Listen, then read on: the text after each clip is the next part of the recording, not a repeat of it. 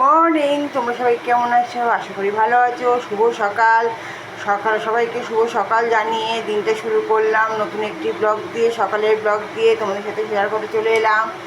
দেখো, আমি বানাচ্ছি হচ্ছে চা, দুধ চা, যেখানে আমি বেশি করে একটু দুধ দিয়েছি, চা পাতা দিয়েছি, চিনি দিয়েছি। কারণ দুধ চা ছাড়া আমি একদম খেতে পারি না, র চা তো আমি একদমই পছন্দ করি না, তাই দুধ চাই খাই। বড় মশাই অফিস চলে গিয়েছে 6:30টার ট্রেন ধরে। ওকে দুপুরে লাঞ্চ করে দিয়েছি, দুপুরে খাবে। অনেক সকালেই উঠেছি, এখন 8:30 বাজে। ছেলেকেও খাইয়ে দিয়েছি ওটস আর দুধ।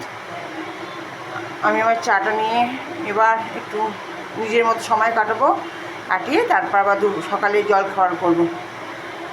তোমাদের চা খাওয়া গেছে কিনা একটু অবশ্যই জানিও, আর চা খেলে তোমরা কী চা খাও এটা জানিও। দেখো টকবক টকবক করে ফুটছে, আর এদিকে দুধও ফুটছে।